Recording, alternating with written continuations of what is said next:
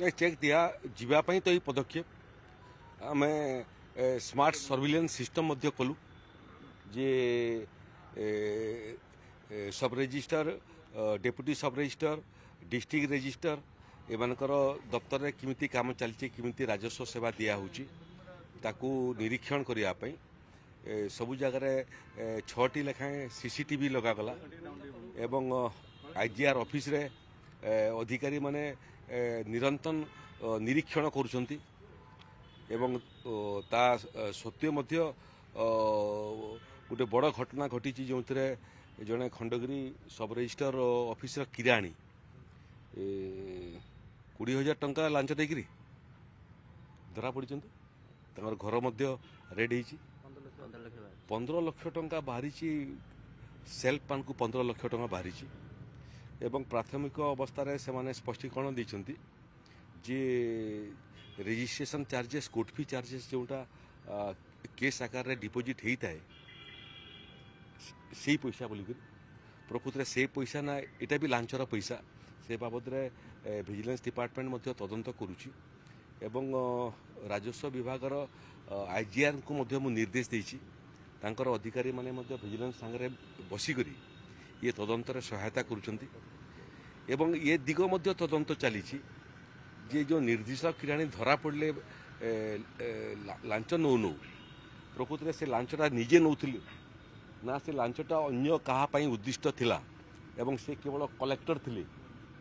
launch संग्रह करने से बाबद भी तदंत चली एवं केवल गोटे किराणी पाखरे न अटकी करी ये लांचर चेर केते लंबा एवं केते दूर पर्यंत बढ़िक अच्छी से बाबद विजिलेंस तदंत कर विभाग तदंत करुच्ची आज संध्या सुधा मते से रिपोर्ट देवे एवं जो माने ये लांच कारबार लिप्त थे जो मान बाबद किसी भी प्रमाण मिल आज संध्या सुधा से विरुद्ध में कार्यानुष्ठान ग्रहण करने आम योजना रखीचु मु एडिशनल चीफ सेक्रेटरी राजस्व विभाग निर्देश देछि एवं तांकर आलोचना आईजीआर संगे चली संध्या पर्यंत मते रिपोर्ट मिलिबा बोली मु आशा करुछि एवं रिपोर्ट मिलला पर कार्यानुष्ठान ग्रहण कराजिबो रहला नंबर 1 नंबर 2 आज एटा मध्य एडिशनल चीफ सेक्रेटरी को मु कहिछि एवं आईजीआर को कहिछि जे जोटा जो माने जो स्पष्टीकरण दौरान जे कोर्ट फी पैसा एवं रजिस्ट्रेशन पैसा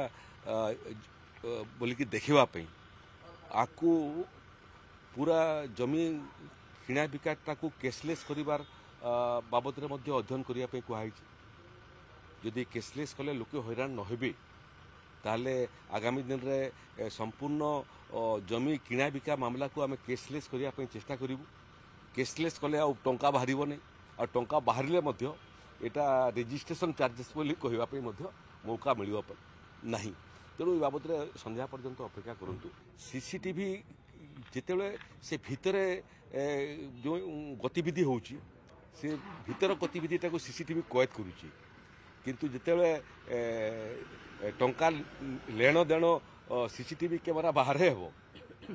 ऑफिस बाहर हेबो एवं बहुत समय एभलिया दुष्कर्म भितर नुहे बाहर हुए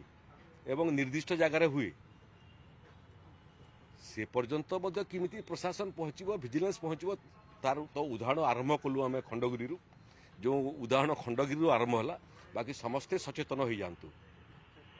विजिलेंस बाहर अपेक्षा करिछि